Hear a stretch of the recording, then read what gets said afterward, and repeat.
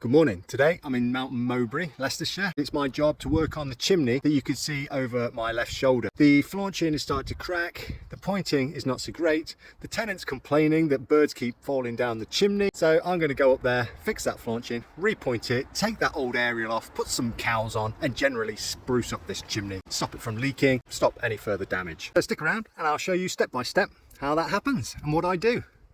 Come on, let's crack on.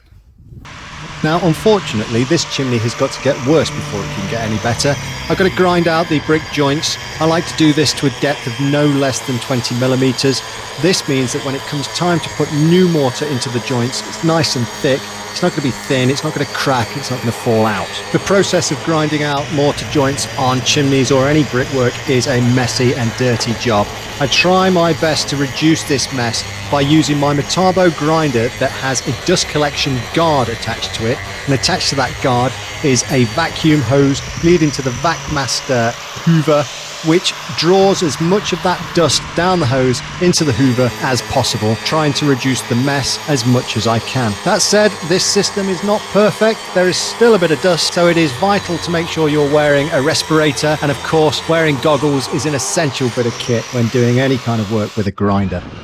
Once all the brick joints have been ground out, I get my battery-powered blower and I blow all the brick joints to get rid of all the dust, all the debris, anything that's been left behind by the grinding process to give me a nice, clean joints and perps ready for the new mortar.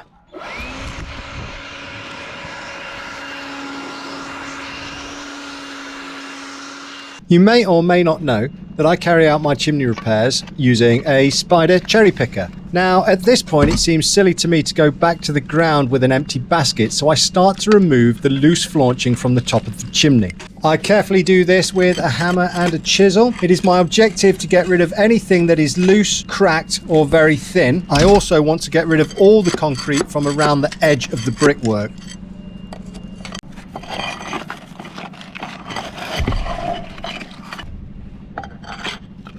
I don't feel it's essential that I remove every single piece of concrete on top of this chimney, but it is important that I can get a good seal on the bricks around the edge of the top of the chimney, and I don't want to put any new flaunching on top of anything that's loose or cracked or in any way compromised. Now that the bricks are ground out and I've removed all the loose flaunching from the top of the chimney, it's time to go back to the ground so I can make up a mix and start filling these brick joints.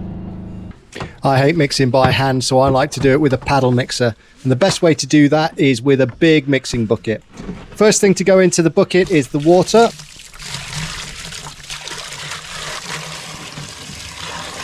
Followed by some plasticizer. That's going to make it nice and smooth and easy to come through my mortar pointing gun. Then I'm going to use a 5-in-1 mortar mix for the pointing. Put all the materials into the bucket, giving a good whisk as I go, and I'm looking for a nice, smooth, creamy mortar that'll slide nicely through a mortar gun.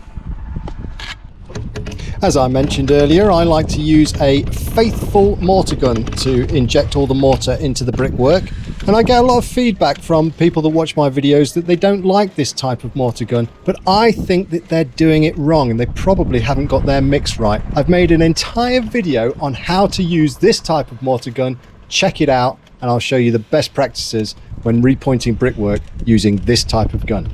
I personally think that they're ace. They squirt the mortar right to the back of the joint and they are very quick. They might be slightly messier than a hand hawk and trowel, but for the time you lose cleaning up after yourself, you more than get it back in the speed in which you can inject mortar into the brickwork.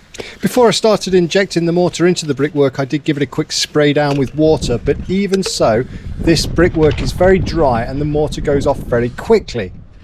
I tend to do one face of bricks, then go round, do a second face, and by the time I've finished the second face, it's time to strike off the first face, and I work my way round in that kind of fashion. I'm going to do my best to try and match the rest of the house with the pointing here, so the way I'm going to do that is very quickly using a pointing trowel, strike off all the brick joints. This is going to ensure that all the joints are filled nicely and the mortar is pushed right back to the back of the brick joints and compact nicely. At this stage, I don't need to be too precious about the pointing. My objective is to get it done quickly, and then I can leave it to go off a little bit longer before coming back to it with a soft brush.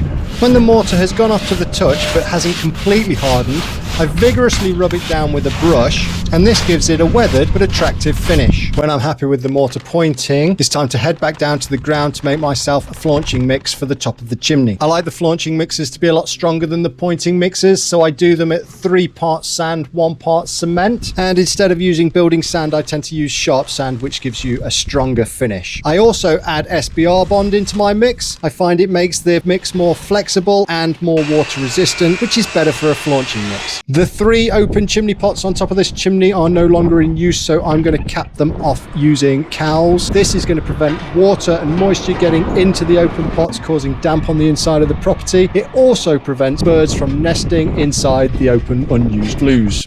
Before applying the flaunching mix to the top of the chimney, I like to seal the brickwork and any remaining flaunching. And I do this using a 1 part SBR bond, 1 part water mixture. When I'm happy with that, it's just a case of applying the flaunching mix to the top of the chimney. The objective with the flaunch is to direct water off the top of the chimney, so it wants to be higher in the middle and sloping down towards the sides of the brickwork. And this is going to encourage water to roll off the top of the chimney and away from the masonry. There we are, that's this chimney all sorted. It's had a new flaunching that directs water away from the top of the chimney. I've ground out and repointed the brickwork, making sure that's all nice and watertight. It's had new cowls put on top of the chimney to stop those pesky birds getting down there like it has done in the past.